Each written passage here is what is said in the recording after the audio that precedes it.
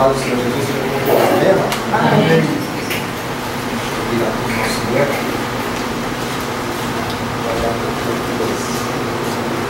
Vocês se lembram que nós paramos, irmãos? Senhor.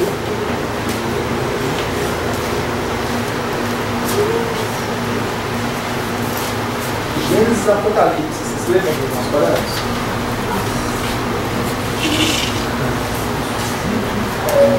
Nós paramos em Atos dos Apóstolos, capítulo 15, né? Você pode abrir a sua Bíblia, né? Em Atos dos Apóstolos. Eu deixei, esqueci de deixar esse fundo aqui. Onde está escrito assim: que você tem que se alimentar. Nós procuramos nos alimentar da palavra, né, amado? Dependendo do que nós alimentamos, é o que vai ser na nossa vida. Então, nós falamos na Atos dos Apóstolos, capítulo 15, o versículo de número, versículo de número 15, né? Só vou abrir o versículo 14, nós já estamos entrando sobre esse assunto, né?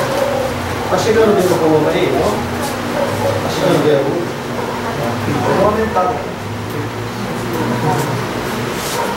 Então, onde nós já comentamos sobre esse assunto, né?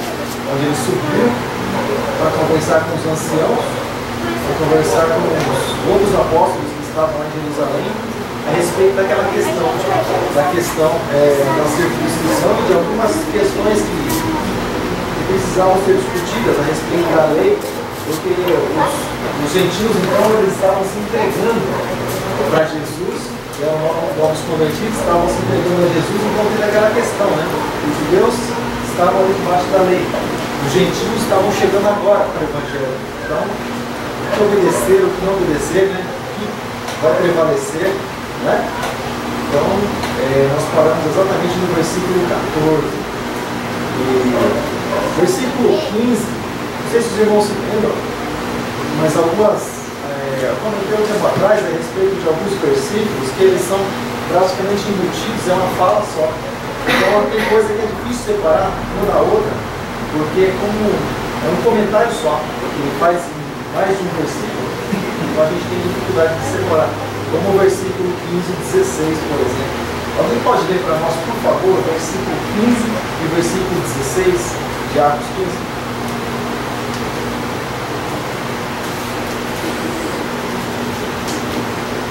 E com isto concordo as palavras dos profetas, como está escrito: depois disto voltarei e reedificarei o tabernáculo de Davi, que está caído.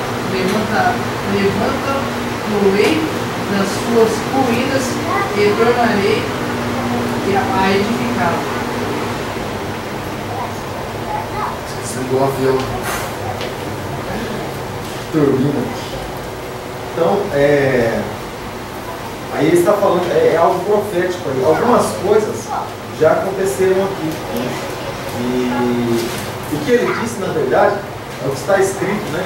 No Evangelho, no livro de Amós, capítulo 9, a partir do versículo 11, quando ele fala a respeito da restauração de Israel, e onde ele fala também a respeito, é sobre isso que ele está falando, e também a respeito da vinda de Jesus, né, para os judeus. E ao mesmo tempo ele está falando a respeito dos gentios, né? E vamos lá, então. Olha só algumas coisas que ele está falando. Por isso, irmãos, que às vezes, quando a gente começa a ler, como por exemplo algumas canções, alguns louvores, tem louvor que você ouve, se você não tem o costume de um hábito de ler a Bíblia, você fica falando: o que será que ele está dizendo, né? O que será que ele está dizendo? Encolher postos, marca de promessa, que negócio é esse? Tem algumas passagens da Bíblia que, se você não leu ainda, ou você não conhece, fica difícil. Como por exemplo, tem canções, tem louvores que, se você for passar, por exemplo, para uma pessoa que não conhece a palavra, ela vai ficar: o que será que é isso? Então, algumas coisas são claras, são esclarecidas, outras ficam meio que assim no ar, né? E são nessas questões que a gente vai procurar entrar, né?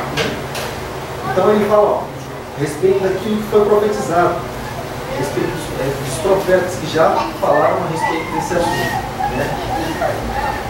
Ele fala a respeito de reedificar o tabernáculo de Davi, né? Está caído, ele falando, né? Levantar-o-ei e tornarei a edificar. Então, o Tiago aqui ele está falando a respeito de uma obra redentora de Cristo, né? E ela vai tanto para os judeus como também para gentios. Você sabe que o tempo é diferente, né? Para judeus e para gentios. O tratamento de Deus é diferente. A vinda de Jesus é diferente, tanto para um quanto para outro. Totalmente diferente. O tratamento é outro. Né? E até aqui tudo bem? Então, o que ele estava falando é o que está escrito em Amós, capítulo 9, do versículo 11 ao 15, quando ele está falando a respeito da restauração de Israel. O que ele está querendo dizer isso aqui, ó, foi dito, um dos profetas que mencionou isso foi Amós. Está escrito assim: naquele dia levantarei a tenda caída de Davi. E só quero lembrar uma coisa, e quando eles falavam, eles faziam questão de citar que os profetas diziam, porque é um respaldo para aquilo que eles estavam falando, porque hoje eles não tinham uma Bíblia como nós temos hoje, né? Eles tinham o Testamento lá, os escritos dos profetas, mas como a gente tem hoje facilitado, não, porque isso estava sendo escrito através da vida deles naquela época, estava sendo escrito. Então é como, por exemplo, hoje algumas coisas da tua vida você não sabe, a gente sabe da vida deles, mas algumas coisas da tua vida você não sabe, os teus filhos vão saber, porque foi feito, foi escrito através da tua vida. Vamos lá. Naquele dia levantarei a tenda caída de Davi e consertarei o que estiver quebrado e restaurarei as suas ruínas e eu a reerguerei para que seja como era no passado, para que meu povo conquiste o remanescente de Edom e todas as nações que me pertencem. Declara o Senhor que realizará essas coisas. Dias virão, declara o Senhor, em que a ceifa continuará até o tempo de arar, e o pisar das uvas até o tempo de semear. Isso tudo que ele está falando é profético. Tudo é profético. Se você parar para comentar cada versículo dele, você vai embora. Tudo profético. Mas olha só. O vinho novo gotejará dos montes e fluirá todas as colinas. Trarei de volta Israel, isso não aconteceu, e o meu povo exilado, e eles reconstruirão as cidades em ruínas, e nelas viverão, e plantarão vinhas, e beberão do seu vinho, e cultivarão pomares, e comerão o seu fruto. E plantarei Israel em sua própria terra. Vocês se lembram lá quando Israel voltou a se tornar uma nação? Vocês se lembram? Aquela história que nós já comentamos, né? Quando o povo foi todo disperso, depois o povo retornou, né? Foi profetizado também a respeito desse assunto na sua terra, para nunca mais ser desarraigado, que nunca mais saia de lá, seja tirado de lá, e da terra que eu lhe dei, diz o Senhor, seu Deus. Então, como nós já comentamos, né, parte dessa profecia já foi cumprida em Israel, já se tornou a nação, mas a redenção de Israel, né, é só para depois da tribulação, como nós já comentamos também a respeito desse assunto, mas a gente vai entrar um pouco nesse comentário. Vocês se lembram disso? A respeito da vinda de Jesus para Israel, da redenção de Israel, vocês se lembram disso? Deixa eu fazer alguma pergunta. Alguém me explica para mim como é que vai ser a vinda de Jesus para Israel? Aquela redenção lá que nós comentamos, onde todo olho verá, como é que vai ser isso?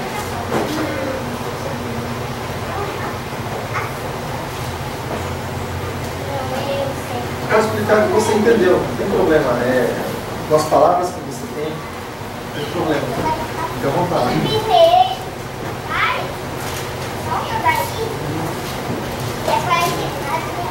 Então vou fazer mais um comentário. O tratamento de Deus com Israel. Ele veio buscar os seus não receberam, mas todo mundo vai receber. Deus, ele deu o poder de serem feitos filhos de Deus, porque queremos o seu nome. Não nasceram da carne e do sangue, mas de Deus. Era Deus, nascido de Deus, gerado pelo Espírito. E esses são os gentios. O gentio, o que é gentio? Vocês se lembram o que é gentio? Não é pessoa boazinha, não.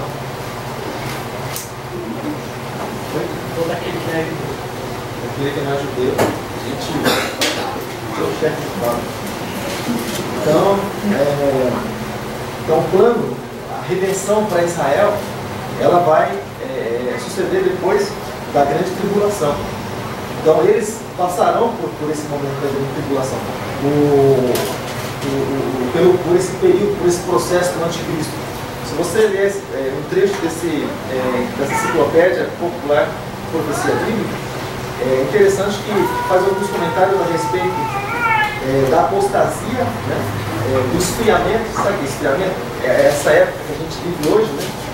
Essa época que a gente vive hoje, o esfriamento da igreja. E também a respeito da aliança, né, os que têm com Deus, e ele vai honrar essa aliança, o penhor que Deus deixou pelo Espírito Santo, ele vai buscar aqueles que ele deixou essa preciosidade pelo Espírito Santo, esses ele vai buscar, que é a igreja, falando com arrebatamento. Depois, enquanto estiverem esses que foram arrebatados com a igreja, com Jesus, seguiram com Jesus, vão reinar 7 anos com Cristo, nas chamadas bodas do Cordeiro, né?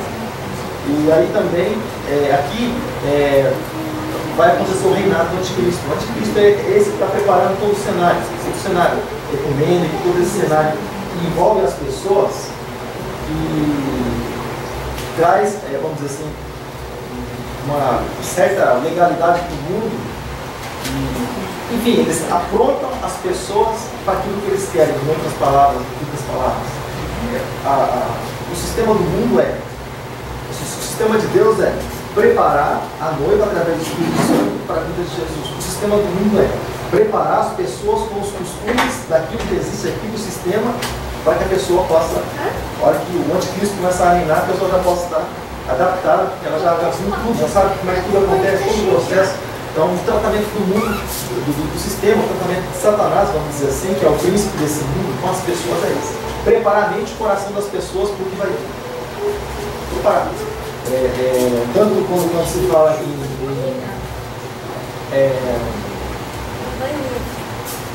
sexualidade, quanto a criação dos filhos, né, e tudo mais. Né? Por exemplo, a gente estava até comentando hoje, né, o chefe lá estava comentando sobre algumas coisas que estão acontecendo. Olha só que interessante. E segundo diz a palavra, não diz de uma maneira clara, mas se dá a entender que o anticristo, por exemplo, hoje, nos nossos dias, eu falo muito disso porque é a praga da moda hoje, na época tem uma moda, a praga que está na moda hoje, é o homossexualismo. Por exemplo, você imaginou a presidente, você sabe o que ela é, mas na verdade nem dá para saber o que ela é. A presidente, se é o presidente, não sabe o que ela é. É um negócio meio esquisito. Porque ela desvio de comportamento é o que representa o Brasil hoje. Você vê como o Brasil não você falou da outra lá e estava enrolado até pouco tempo atrás que não pagava atenção. Ganhou exemplo lá em cima, né? Ela não enrolada a vida da mulher. Então nem dá para saber na verdade o que ela é. Vai ser julgada como ela nasceu. Até lá está o nosso exemplo lá em cima. Então, por exemplo, segundo diz a Bíblia, segundo dá a entender, não de uma maneira tão clara, mas dá a entender, fica assim no ar, que o anticristo será uma pessoa homossexual. A impressão que dá é essa, porque está escrito que ele não terá afinidade com a mulher. Por que não tem afinidade com a mulher? Essa necessidade do homem, aquela coisa que um fez com o outro, né? É automático, isso é natural do homem. Então diz lá no livro do profeta Daniel, capítulo 9. Então, você percebe que, agora imagine alguém para reinar, para governar o mundo, não o Brasil, mas o mundo, nessa condição. Então, dá a entender. Né? Então, aquela coisa. Né? Tudo aquilo que o mundo queria é o anticristo. É o anticristo. Eu estou falando de anticristo, irmão, mas existem anticristos por aí. Tá? Então todo aquele que se levanta contra a obra de Cristo é considerado anticristo. É um anticristo. Vai vir o anticristo, esse tal, vai reger mesmo. Mas existem muitos anticristos. A carta de João fala bem a respeito disso. A primeira carta de João fala bem a respeito desse assunto. Então, a partir do momento que eu sou contra a obra de Cristo aqui na Terra, ou não colaboro com a obra de Cristo, ou alguma coisa relacionada a isso, é interessante o Bispo Aguinaldo, que é o líder do Ministério Shalom, ele fez um comentário sobre anticristo, numa das apostilas dele, ele dá estudo lá sobre o Apocalipse, é bem interessante. Então, todo aquele que, na verdade, é contra o crescimento da obra de Cristo, ele é considerado, ele é tido como anticristo, de certa forma, sim. Interessante, né? Jesus disse, aquele que não é contra nós, ele é por nós. Ou seja, se não é por nós, você é contra. Sinto muito. Então, por exemplo, Jesus vai levar aqueles que creem. Não creem? Não é para mim. O mundo espiritual funciona assim, não tem muro. Eu tenho que crer no que está escrito. De maneira cega. Para mim, a Bíblia é isso aqui, é verdade, pronto. Se eu botar uma dúvida no meio, sou considerado como incrédulo. Eu tenho que crer, aconteça na minha vida ou não, eu tenho que crer, Deus falou, porque existe a vontade dele para a minha vida também. Tá? Eu creio e pronto. Falo o que ele pediu, o que ele mandou e pronto. Funciona assim a palavra de Deus. Amém, amado? Então, voltando aqui para o plano, para a redenção de Israel, então depois desse período da tribulação, onde são 7 anos divididos em duas partes. Primeira parte, aquela falsa paz, aquilo que o mundo procura. Quando se fala a respeito de fome hoje, necessidade das pessoas, os pobres e tantas coisas assim, o mundo procura isso. Se você parar para analisar, se você parar para entender ou para pensar nesse assunto, você vai ver que não, é bom, é uma causa boa. A melhor coisa que tem, por exemplo, para o Brasil, um país simples, se a gente juntar toda a riqueza do Brasil, a gente consegue matar fome todo mundo. Dá pelo menos 2 refeições ou 3 refeições dignas por dia para cada pessoa. É uma obra maravilhosa, né? Pois é, o anticristo está encarregado de fazer isso. Pode pensar assim, por que o Senhor não faz? Deixa eu falar uma coisa para você. Por que os judeus eles rejeitavam Jesus? Um dos motivos, porque eles imaginavam que Jesus viria no trono, ao rei, aí nasceu no palácio. Eles achavam que o Messias iria livrar eles da opressão romana. Jesus veio para livrar de opressão, sim. Você vê lá em Isaías 61, ele veio para isso. Né? Mas eles esperavam um Jesus de uma maneira, porque cumpriu parte da profecia, outra parte vai se cumprir. Eles esperavam outro Jesus, então por isso que eles não aceitavam o Messias. Exatamente porque muitas pessoas hoje rejeitam Jesus, exatamente por isso. Porque elas gostariam que acontecesse tal na vida delas e não acontece. Então Jesus para elas é insignificante. Elas não creem porque a Escritura diz, elas creem por aquilo que elas estão vendo. Simplesmente isso. Você entendeu como é que funciona? Por isso que o justo viverá pela fé. Ele não está vendo, mas ele acredita. Ele vai andando. O apóstolo Paulo diz assim, nós não somos daqueles que andamos por vista, mas nós andamos por fé. Está chovendo, quente ou frio, Deus ele é Senhor, Ele cuida de mim, Ele sabe todas as coisas. Se eu morrer nisso, se eu padecer, que seja como cristão. Eu prefiro padecer como cristão do que morrer como mundano. Ou viver como mundano por aí, no patamar ou no lugar alto aí que o mundo próprio coloca. Então, escolha. Você escolhe Jesus, a lei é essa, a palavra é essa. Então aí lá no final desse período, dos 3 anos e meio, segunda parte, o anticristo ele vai se manifestar para os judeus como ele é. Como ele é. Aí onde ele vai se assentar no trono, onde ele vai reerguer o trono. É por isso que quando a gente assiste aquele vídeo do Pedrosa, ele fala a respeito do Edir Macedo ter construído lá, está construindo o templo de Salomão. Ele fala o anticristo Macedo, exatamente por isso, porque a reconstrução do templo de Salomão é exatamente isso, o que vai ser feito lá. Mas essa é a obra do anticristo, por isso que eu uso essa expressão, a obra do anticristo. O Macedo já fez aqui, porque também o sonho da maçonaria. Então, mas o Macedo já fez. Vai colocar todos os utensílios lá no templo. Pega as pedras, pega as coisas lá de Israel e traz para cá. Então, o homem é usado mesmo, 3 pontinhos, pouquinho. Então, aí, só que nesse período, os judeus ainda vão ter o anticristo como Messias, porque vai resolver os problemas, paz no Oriente Médio. Aí, a hora que eles o anticristo ele exigia adoração, ele se assentar no trono, exigia adoração, aí eles vão perceber que aquele não é o Messias, porque o Messias ele não exigia adoração, essa adoração de ídolo, coisa assim desse tipo. Então ele vai pôr a imagem dele, ele vai exigir adoração. Então, aí eles vão perceber, aí eles não vão partir para essa adoração, mas aí é onde o anticristo ele vai chegar para assolar, para varrer os judeus da face da terra. Aí onde está escrito, sim, todo aquele que clamar o nome de Jesus será salvo. Mas essa palavra é para nós sim, mas é principalmente para o povo lá naquela época. Todo aquele que clamar o nome de Jesus será salvo. Aí onde os judeus vão clamar o Messias que eles dispensaram, que eles desprezaram. A hora que vier a aflição sobre a vida deles, ele vai afligir mesmo. Aí é onde Jesus vai descer sobre o Monte das Oliveiras. os montes vão se fender, vão partir de um lado para o outro, e ele vai dar o livramento. Essa é a redenção de Israel. Da igreja, o toque da trombeta, quem estiver preparado vai. Quem tiver aqui. Até aqui tudo bem? Comentário? Tem alguma coisa aqui nesse manual, mas é bem interessante. A gente parar, ter uma oportunidade para comentar sobre isso, é bem interessante. Se você ler aqui na frente a respeito desse plano divino, através dos séculos, fala exatamente isso. Tem parte por parte, etapa por etapa, a gente vai colocar, se possível, eu tenho intenção de fazer isso, colocar no altar, assim, no fundo, né? Aqui está escrito o nome da igreja, mas lá vai ter o plano divino. Do tamanho que for a parede do fundo, vai ser o tamanho do que a gente vai fazer.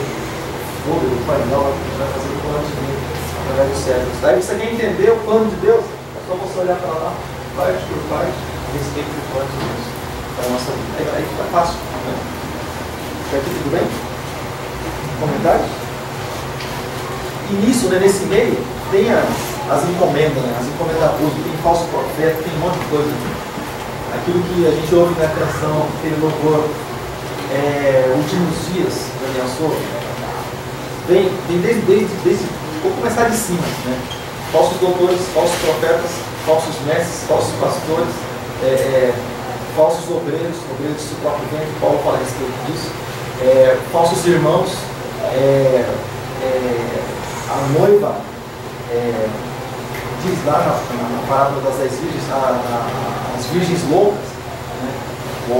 Está esperando o noivo como deveria, com a lâmpada apagada, dormir sem azeite.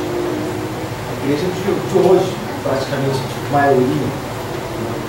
A gente perguntar quantos estão preparados para a vida de Jesus, a pessoa fala assim, pastor, só Deus sabe, irmão, se eu não soubesse, eu estou preparado ou não, então tá ruim. Eu tenho que saber, o Espírito Santo tem que me dar essa certeza, o Espírito Santo tem que me dar essa certeza, senão todo mundo não. Todos os dias eu tenho que ter essa certeza no meu coração. Se eu morrer hoje, eu vou morar com Jesus, ele vai estar comigo. Por causa da vida que eu levo comigo. Não pelos confetes, mas por causa da vida que eu levo comigo, ele sabe disso. Agora, quando o Espírito Santo ele traz um entristecimento no coração por causa da vida errada, o que acontece? A pessoa não tem essa certeza. Ela fala assim, só Deus sabe. Tem coisa que só Deus sabe. Não, tem coisa que só Deus sabe. As coisas, Deuteronômio 29, as coisas encobertas são para Deus, mas as descobertas são para os homens. Muitas coisas Deus deixou claro para nós. E essa certeza ele também nos deu. Amém, amado? Até aqui tudo bem? Quietinho, né? Então aqui, só para encerrar esse versículo, onde fala a respeito também dos gentios, olha só, sem dúvida, aqui eu estou lendo Amós capítulo 9, verso 8, um pouco antes. Diz assim, sem dúvida, os olhos do Senhor, o soberano, se voltam para este reino pecaminoso. Olha só o que ele continua dizendo. Eu varrerei da superfície da terra. Tem gente que fala assim, tranquilo, porque Deus é bom. Claro que ele é bom, mas escute a palavra.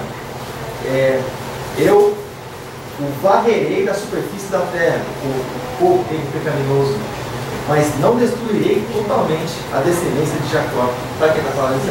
Aqueles que não são judeus. A descendência de Jacó. Declara o Senhor, pois darei a ordem e sacudirei a nação de Israel, ele já voltando para o povo lá, entre todas as nações, tal como o trigo abanado numa peneira. Sabe, uma sacudida lá? Qual a intenção de sacudir o trigo na peneira? Um vai descer, o outro vai ficar. Você lembra lá aquela conversa que Jesus teve com Pedro? Pedro, Satanás pediu para se mandar. Mas eu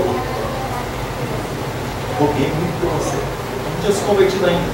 Mas quando você se converter, você fala para os seus irmãos, você não tinha se convertido ainda. Você andou com Jesus um pouco mais de 3 anos e não tinha se convertido.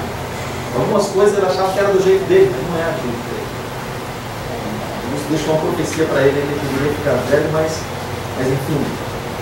E nem um grão cai na terra, e todos os pecadores que há no meio do meu povo morrerão à espada.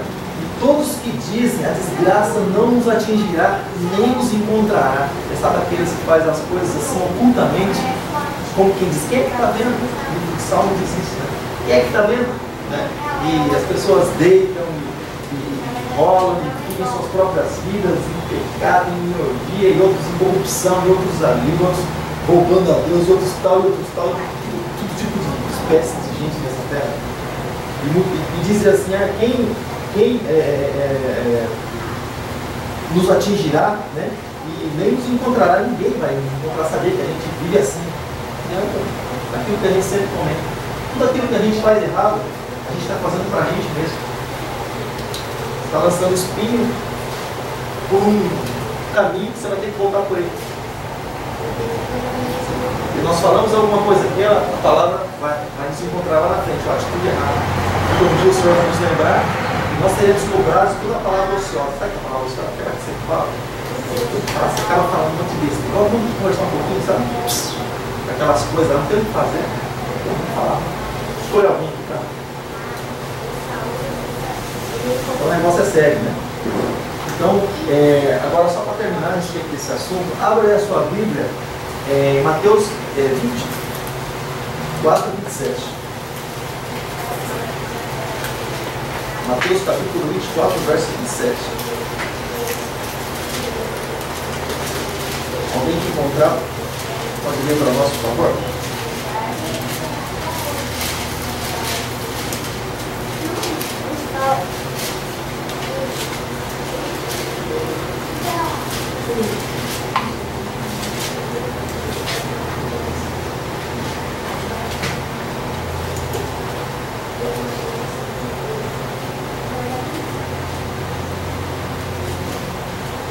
Pode ler. Porque, assim como o relâmpago sai do Oriente e se mostra até o Ocidente, assim será também a vinda do Filho do Homem. Isso é arrebatamento para a igreja. Isso é conosco, para nós. Agora, plano para os judeus. Vai aí no versículo 30.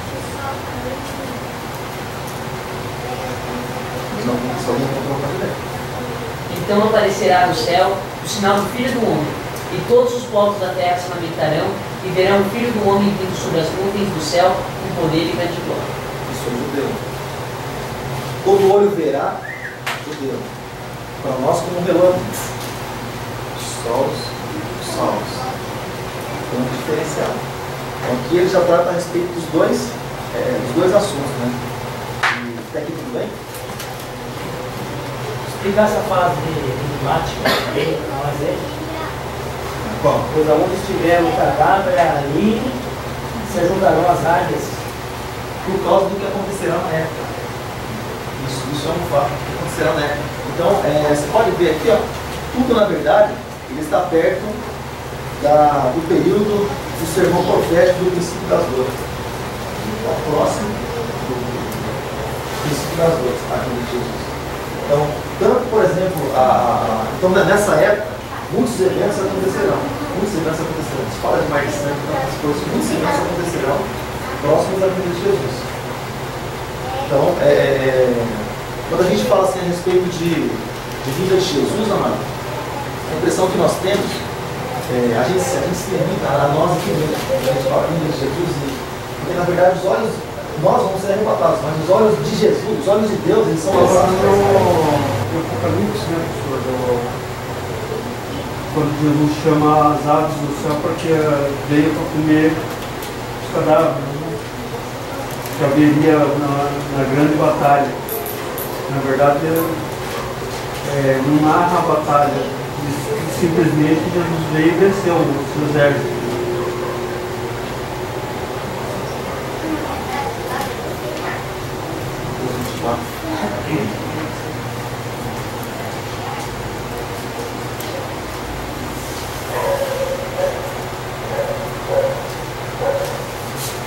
Tem uma referência, pastor Paulo, Lucas 17, 37. O que ele fala a respeito da mesma.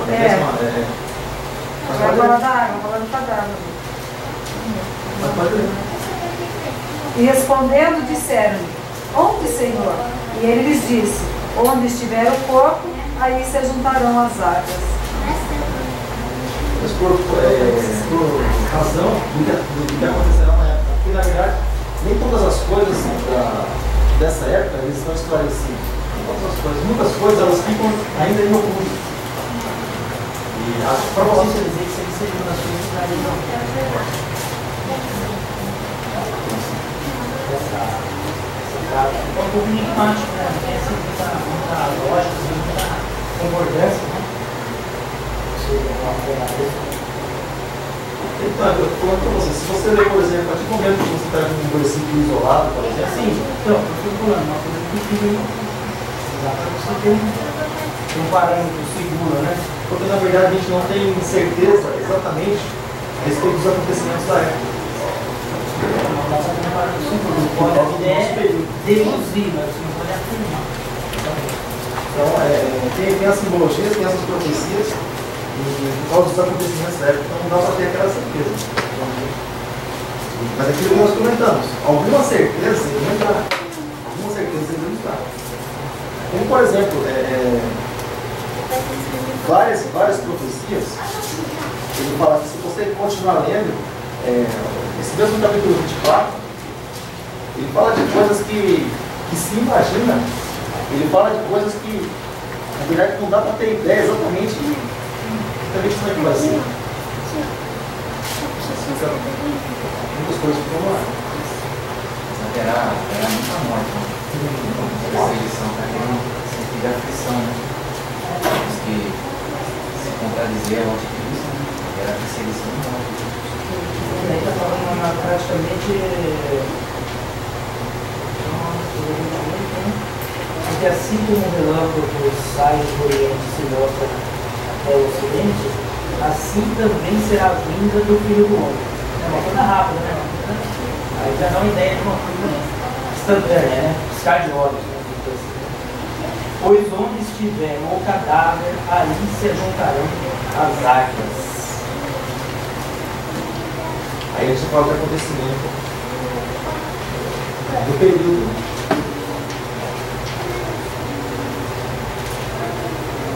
As águias que limpam a terra. O peixe tem, no aquário você vai encontrar aquele peixinho, né? Pode ter alguma leitura, alguma ali parece que é o urubu, né? Outra também, né? O meu já falou em águia, né? Há uma lenda que o urubu não come carne humana, será que isso aí é? Eu já confirmei pra ver. Muitos falam que baleia também não come, só come no máximo uma sardinha, engoliu o Jonas. Foi para Deus. Nessa hora muda o inimigo. Se Deus falar que vai engolir, vai engolir. Dá fome. Ele vai vira o cardápio dele sem problema. É que nem aquele rei lá que foi transformado numa ave para comer capim. Ele foi transformado numa onça para comer. Virou animal, cresceu pelo. Era um animal que era para comer carne, né? Agora comia capim. Ele determina. Falar. O corpo leva carne para profeta, coisa assim desse. Tá, isso é fé. Mas sempre é possível agradar a Deus. Você põe a fé no rapaz. Se bem que ele não tinha muita opção também, né? Ora isso ou nada. Ele estava no deserto. Eu vou levar a comida para ele. Ele tinha muita coisa para comer. Ou também é simbólico. Não é simbólico. Isso é literal, né? O cuidado de Deus, na verdade, poderia mandar alguém levar. Poderia mandar qualquer um para levar. Assim como antes disso a viúva alimentou ele. Como é que uma viúva pobre que indo morrer vai alimentar o profeta? Então, ele usou vários. Ele não depende da circunstância para fazer isso ou aquilo, mas assim, realmente isso aí não tem como negar, né? Ele faz aquilo que me apraz. Assim como no relógio, por exemplo, um profeta subir no redemoinho, uma carruagem de fogo e do lado dele e aquela coisa toda. Só referente a sabe, ele fala no capítulo 19 do Apocalipse, versículo 17. E vi um anjo que estava no sol e clamou com grande voz, dizendo: todas as aves que voam pelo meio do céu, vinde e ajuntei-vos à ceia do grande Deus, para comer de reis, e carne de tribunos, e carne dos fortes e carne dos cavalos. E sobre todos eles se assentaram a carne de todos os homens, livres e servos, pequenos e grandes. Então, esse versículo se refere a essa situação do Apocalipse. Esse versículo de Mateus se refere a isso. Então, onde houver cadáver, essas aves são vivas para comer. Teoricamente, todos vão ser cuidados, independente de ser justo ou não, porque carne e sangue não é do reino do céu. Se ele leva, vai levar o espírito só. Ou vai ser a carne. Então, porque na verdade a grande batalha.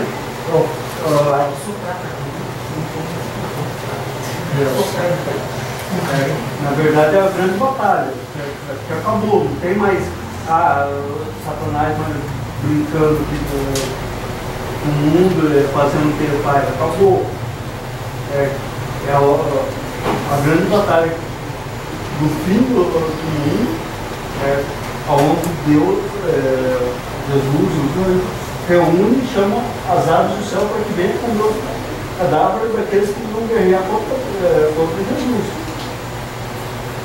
Essa é uma da imagem. Cada trecho que você entra é uma história que tem por trás. O trecho que você entra. Tem um comentário aqui que diz assim: então viu o anjo posto em pé no sol, e clamou com grande voz, falando, né? Que a escritura do Código, né? Diz um comentário que Satanás ele procurava ser adorado. O seu representante, que é o anticristo, ele planeja uma destruição sobre o seu poder no mundo.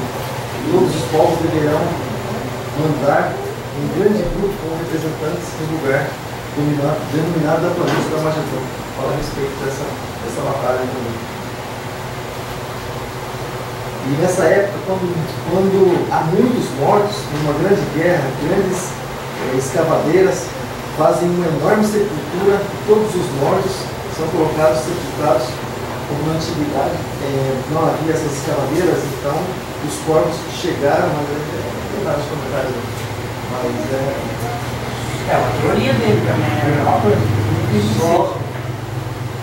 Só mais um trecho que eu levava até no Mateus 24, diz: aqui Jesus usa as aves de rapina, águia ou urubus, que se amontoam sobre os cadáveres para descrever a destruição que rodeará a queda de Jerusalém e os acontecimentos do juízo final. Isso provavelmente é uma declaração proverbial.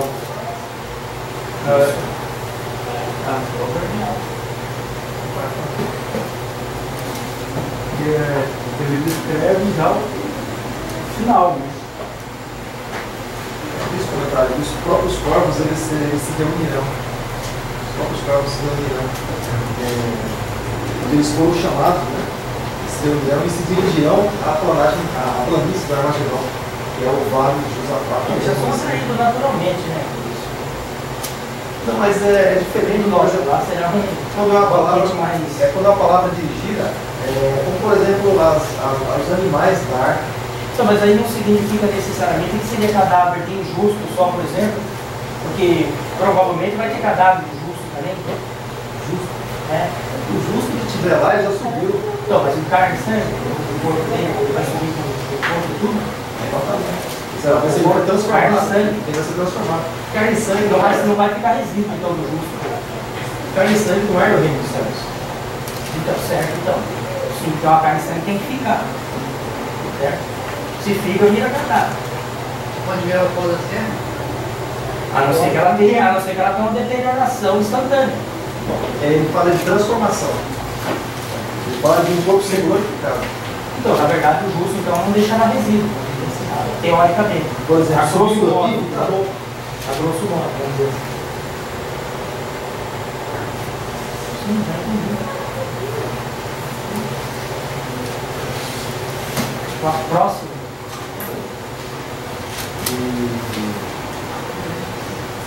Para que o restante dos homens busque ao Senhor E todos os gentios, voltando aqui para vamos dizer assim, para o debate que eles levaram lá para Jerusalém, para que o restante dos homens busque ao Senhor, e todos os gentios sobre os quais o meu nome é invocado, diz o Senhor, que faz todas as coisas. Conhecidas são a Deus, desde o princípio do mundo, todas as obras. Então, tudo bem? Então, a oportunidade... Deixa eu falar uma coisa para você. Deixa eu fazer um comentário com você. No livro do profeta Isaías, nos capítulos 55, diz algo bem interessante. Os escolhidos, eles estão na onde? Eles que estão são os judeus? Escolhidos são judeus, eleitos são gentios. Será que aqui estaria dando uma referência dos judeus que não moram lá? Então, no caso, que aqui está dizendo assim que o clamor da trombeta, os quais ajuntarão seus escolhidos desde os quatro ventos de uma a outra extremidade do céu. Se fala escolhido, está falando do judeu. Eu esqueci.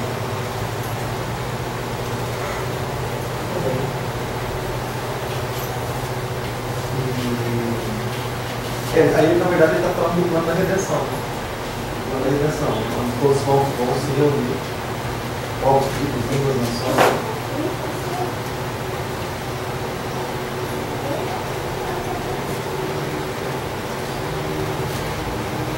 Então, para que o restante dos homens busque ao Senhor. Todos os gentios, sobre os quais o meu nome é invocado, diz o Senhor. Lembra que ele estava falando sobre todo aquele que invocar o nome do Senhor será salvo? A palavra para judeus, para aquela época da redenção dos judeus, mas também ele dá uma deixa para o gentio que invocar o nome de Jesus. Os quais o meu nome. Ainda que ele tenha passado negro, vamos chamar assim. Ele clama na hora que ele vê a vaca deitando, ele pega e clama e. Não necessariamente, ele tem que ter uma vida regressa pautada, né? Ou basta na hora lá de reconhecer que Jesus realmente era o Salvador e não a vida de Jesus. Qual será que seria a vida daquele ladrão na cruz? Então, assim, com a pergunta assim, não necessariamente ele tem que ter uma vida certa. Basta reconhecer continuamente assim como um ladrão conheceu.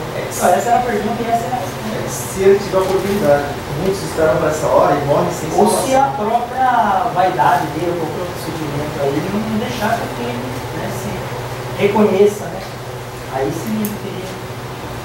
Porque existe também o arrependimento, existe. O que você vê do ladrão é esse arrependimento, mas esse arrependimento, existe o medo de uma consequência lá na frente. Isso não é arrependimento. Se ele tiver a oportunidade, ele faz de novo. Você está querendo livrar a pele, né? Você está querendo livrar a pele naquela hora.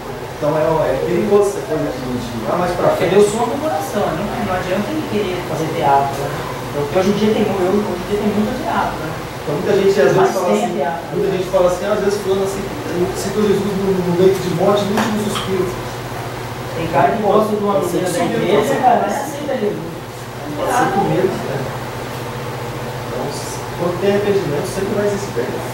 Quando houver arrependimento, eu acho que é arrependimento. Então, quando o Senhor nos dá a oportunidade, irmão, de buscar a presença dele,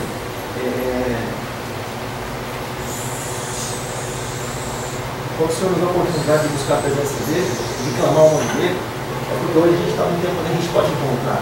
Essa época, esse tempo, é um tempo difícil, o tempo da tribulação é um tempo difícil. Atos dos Apóstolos foi escrito só pelo Lucas ou ele foi escrito por outros também? Segundo a inscrição do Lucas. Só ele, né? É que às vezes dá a impressão, você faz alguma referência disso. Foram os dois livros, né? O Evangelho, segundo Lucas e Lucas. Eles lá no começo, né?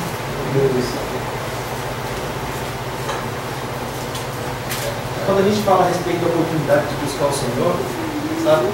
E a gente vê às vezes tanta oportunidade sendo jogada fora, tanta oportunidade às vezes escapando pelas nossas mãos.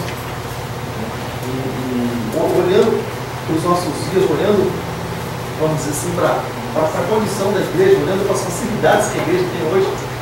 Né? uma ideia satânica mesmo, maldita mesmo, que tem entrado no coração de muitas pessoas. Por exemplo, hoje a intenção não é essa, mas acaba sendo. A intenção de meios de comunicação é evangelização. Não tirar o cristão da igreja. Existem muitos pastores, às vezes, que agem de uma maneira infeliz e servem Santa Ceia até mesmo pela televisão. Então, é uma coisa assim que, sabe, infelizmente, tem tirado muitas pessoas da igreja, porque, na verdade, elas preferem o conforto da sua vida. Então, vou ver a minha vida de Deus, eu como Santa Ceia, eu faço isso, eu faço aquilo, vou ver a minha vida. Na verdade, ela deixa a igreja de fora, aquela comunhão do corpo de Cristo. Ela já não faz parte mais do corpo de Cristo. É a mesma coisa você pegar um membro do seu corpo e tirar fora. O que vai acontecer com ele? Vai secar. Jesus falou lá em João capítulo 15, quando ele estava contando a respeito da videira. Você está ligado, sabe? A gente tem vida, você está desligado. Então tem muitas pessoas assim que às vezes acham que estão ligadas, mas na verdade não estão ligadas, estão totalmente desligadas. Totalmente desligadas. E brincar de ser cristão, e fazer de conta, sabe aquelas coisinhas? Entrou no meio da igreja, entrou no cristianismo moderno, vamos dizer assim. No compromisso. Eu até comentei com os irmãos tempo atrás, a gente contava lá em Nova Esperança, na igreja lá, a gente começou, né, porque no mundo, né, a gente fazia isso, né, então a gente falou assim, vamos fazer um negócio aqui, pastor, para alcançar pessoas aqui do bairro. Tem uns becos lá que é difícil até de entrar, lá é complicado, lá tem lugar que é mais, né, mais pesado, né, o clima, o ambiente. A gente montou uma rádio lá, sabe? Montou uma rádio lá. E daí olha só. Aí assim, pastor, eu começava o culto, a gente conectava, ficava tocando música, né? Então, louvor, né? Então. Aí começava o culto, a gente conectava lá nas missões, como está acontecendo na igreja, está se ouvindo ali. E o irmão deixava de vir no culto para ficar em casa, ouvindo o culto em casa. Chegava no outro dia e falava assim, poxa, pastor, o culto foi uma bênção. Porque você veio na igreja? Não, mas eu estou ouvindo em casa. Então você dá aquela coisa, perde aquela coisa. E a pessoa, na verdade, ela deixa de sentir de Deus, deixa de receber de Deus para simplesmente ouvir. Ela é simplesmente um ouvinte. Ela não está fazendo parte do corpo. Então, na igreja, por exemplo, você vê muitas pessoas. Você vê pessoas que vêm para adorar, você vê pessoas que vêm para buscar mesmo a presença de Deus com o coração. A gente vem para se entregar, a gente disposta a isso. Tem gente que é simpatizante, simpatizante gosta, acha legal, acha bonito e tal, está aberto para todos, mas a questão é que compromisso com Deus. Eu tenho todo tipo de pessoa, a gente respeita todos os tipos, mas ninguém se parece com o que acontece com cada tipo. Só encontra ao Senhor, aquele que busca, assim como está escrito em Jeremias, mas Jesus fala também todo o coração, todas as nossas forças, toda a nossa alma, todo o nosso entendimento, tudo aquilo que a gente tem. A pessoa vai encontrar. Mas isso não é só na igreja, né? Isso vai para o nosso dia, porque aqui todo mundo ora, todo mundo louva, todo mundo, né? Todos os irmãos, mas a questão é quando a gente sai daqui para fora. A tipo de prioridade que a gente dá é para quem a gente dá. Para quem é o nosso tempo. Né? Tempo para a esposa, para os filhos, para o trabalho, para a gente. Então, uma fazer com lazer, Jesus volta atrás. Então, e tem mais ainda, viu, irmão? Deixa eu falar uma coisa para você. Nem reto Jesus aceita. Nem reto. Sobrou um tempinho, eu vou pegar na Bíblia, irmão. Faz isso. Dá um melhor tempo para ele. Você vê os horários mais caros, eles são esse horário a partir das 6 horas, né? Na mídia, né? Isso é caro mesmo, o programa aqui é um horror, cara. Pai, dá um melhor para Jesus. O melhor tempo que você tem que dar para o Senhor. Não faz como está sobrando tempo, não. Tá? Você está quase cochilando, aí você pega a fazer. Vou fazer para o melhor. Faz o melhor, justo melhor para o Senhor. Às vezes a gente acha que está, né, fazendo alguma coisa e na verdade o Senhor pode ser que não esteja recebendo. Pode ser que ele não esteja recebendo. E a gente acaba vivendo uma vida, né? E só para encerrar, nesse versículo aqui, está escrito assim, versículo 19. Por isso julgo que não se deve perturbar aqueles que dentre os gentios se converteram ou se convertem, né? Se achegam a Deus. Então, os gentios estavam sendo perturbados exatamente por causa daquela lei que nós comentamos dias atrás, que eles subiram para conversar com os apóstolos a respeito desse assunto, principalmente da circuncisão, né? Os judeus faziam. Então, os judeus achavam que os gentios também tinham que circuncidar para serem aceitos, né? Entre eles. Porque os judeus, né? Deixei algumas coisas escritas, porque os judeus eles queriam introduzir as leis nos convertidos, né? E inclusive a circuncisão. Em Lucas, capítulo 16, versículo 16, está escrito assim, ó, é que tem algumas pessoas que acham que pela lei, irmãos, então vou falar uma coisa para você, é um negócio bem esquisito. Vai uma coisa, irmão, se a gente vivesse pela lei, então Jesus não precisaria vir, Jesus perdeu tempo. Se fosse para viver num tempo passado, então, quando se fala de nova aliança, aquilo que era passado, aquilo que o Antigo Testamento é sombra daquilo que aconteceria no Novo, mas para nós, Jesus, então, se pecar, você queria fazer um sacrifício, trazer um animal aqui para fazer sacrifício. Vai ter que cortar o animal no meio, jogar assim, aquela coisinha toda. Vai ter que trazer os utensílios aqui, enfim. Mas olha só, a lei e os profetas, eles vigoraram até João, desde então é anunciado o evangelho do reino de Deus. E todo homem, né, tem que fazer força, tem que forçar para entrar nele. Por quê? Porque não é moleza. Você tem que lutar principalmente contra você mesmo. Porque o pior inimigo não é Satanás, mas é você mesmo. O velho homem. Aquele que quer ficar em casa, aquele que quer fazer umas coisas, aquele que quer assistir novela, aquele que quer ver uns negócios esquisitos na internet, aquele que. Contra a gente mesmo. Velho homem, velha natureza. Então, olha só, abra sua Bíblia se você puder. Em Gálatas capítulo 3, só vou ler esse trechinho para a gente terminar.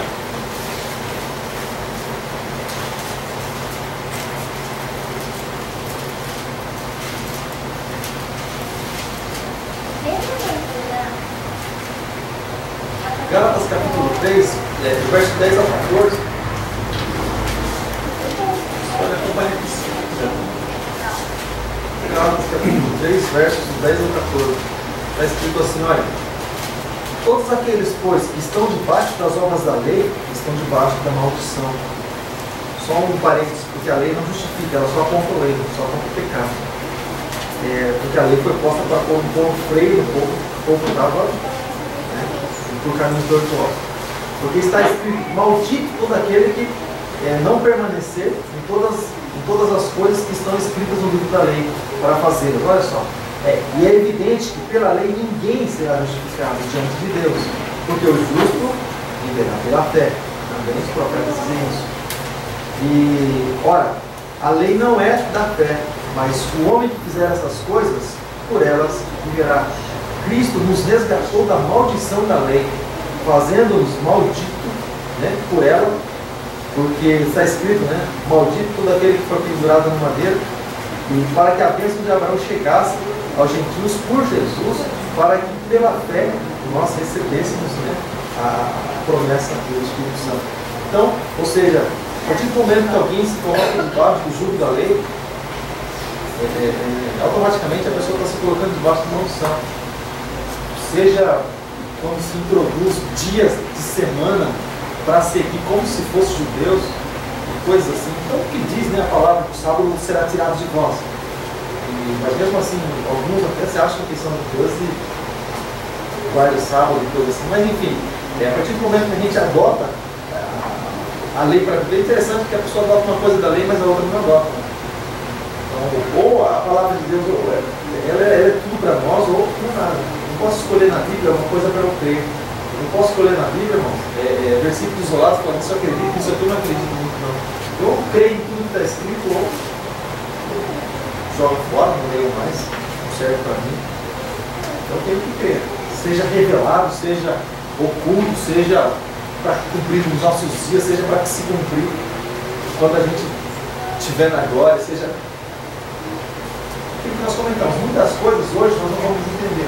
O apóstolo Paulo disse assim, 1 Coríntios capítulo 13, lá no finalzinho, nós conhecemos o Senhor como enigma, como um espelho meio que embaçado, porque era assim da época, não eram claros como os hoje, e não de uma maneira clara, mas está escrito, porque nós o conheceremos como ele é. E as coisas serão esclarecidas exatamente como a gente lê algumas coisas e fica meio. Elas vão ser esclarecidas exatamente como João viu as coisas foram escritas assim, ele vai participar. Porque tem coisas que nem ele conseguiu comparar pela época que ele vivia. É como ele começou a comparar com uma coisa da época dele. Então, as coisas, quando ele faz algumas comparações, não dá para a gente ter ideia totalmente a respeito da comparação que ele faz. Você faz sangue mais grande, mas ideia exata, ele sabe, mas para a gente. A Bíblia diz que os ministérios são muitos, mas Deus é um só opera neles. E por que uma acha defeito na outra? Assim, passando do vídeo hoje, a Bíblia não diz que os ministérios são muitos, mas Deus é um só. O que diferencia um ministério do outro? Se são quando a palavra, isso quando a palavra diz, não quando eu digo ou qualquer outro. Quando a palavra diz, o ministério são muitos, mas Deus é um só. Mas quando se usa a expressão ministério, então, isso que eu penso. Tá, mas o que diz no contexto? Eu só li o texto e não li o contexto. A chave, na verdade, é o contexto. Né? Então, você fica isolado. Não fala a respeito de ministérios sim, dos ministérios soldados pelos nomes, né? Deus deu aos nomes, fala dos dons ministeriais, fala dos nossos dons para a igreja. Mas quando você fala a respeito dos dons ministeriais, olha, Deus deu para uns. São dons desse daquele, não igreja. Porque aconteceu hoje em dia, quando você fala em ministério, né? Eu sou de outro ministério. Você está falando, por isso eu estou falando na linguagem de hoje. Palavra, sobre esse ministério, esse ou daquele. Só que você percebe que uma sempre acha um defeito na outra. Entendeu? A diferença a respeito de visão, ela sempre vai ser assim. A diferença a respeito de visão. A unificação você nunca vai encontrar. E, na verdade, nem é a intenção. Mas essa diferença sempre vai encontrar. A questão é o plano da salvação. O que faz diferença na vida do cristão, na verdade, não é, por exemplo, se alguns acreditam em anjos, outros não acreditam em anjos, um acredita em uma coisa, outro não acredita naquilo. Isso aí acaba sendo diferente. Paulo fala a respeito de coisas que a gente não. Não é detalhes tipo como, por exemplo, né, existem igrejas onde a mulher pode usar calça comprida e outras, Deus me livre se usar. Entendeu? Isso faz diferença para Deus ao seu ver? Segundo diz a Bíblia, isso é a doutrina de homem. Isso é a doutrina do homem. Isso não está, não, mas eles sabem que é a doutrina de homens. Eles não caram muitas vezes pelo orgulho que eles têm no coração deles. Porque eles colocam a verdade a placa acima de Deus. Isso é a doutrina de homens.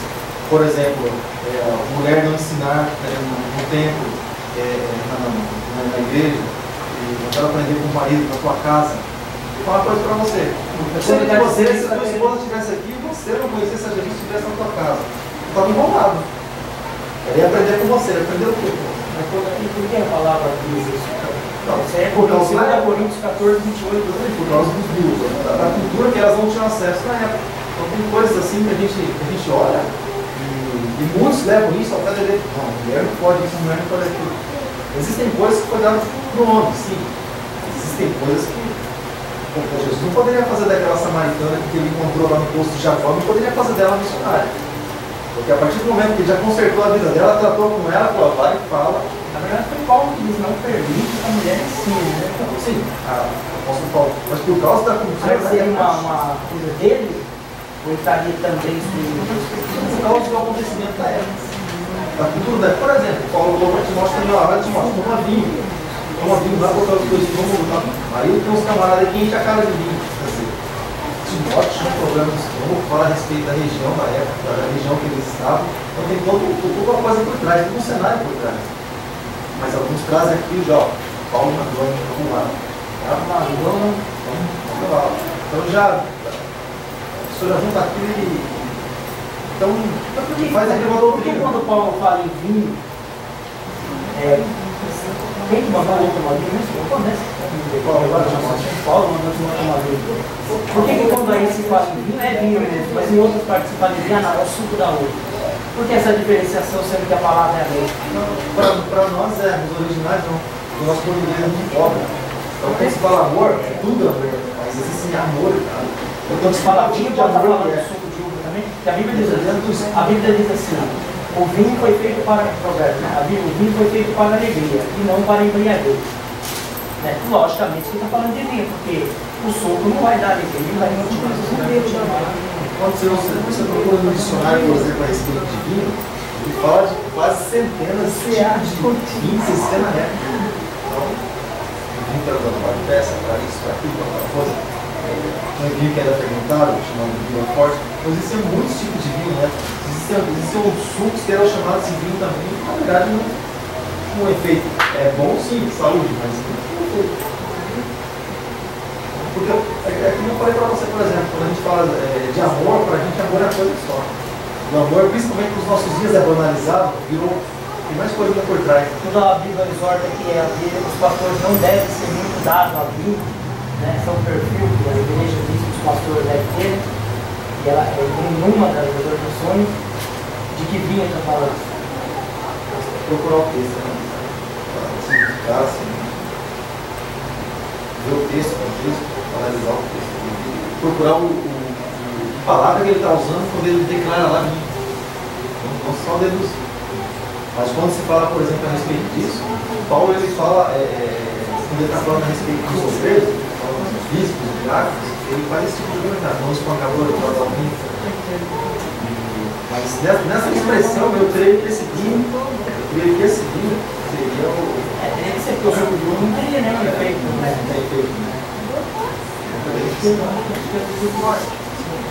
Então existe vinho na palavra, existe vinho de vinho. Então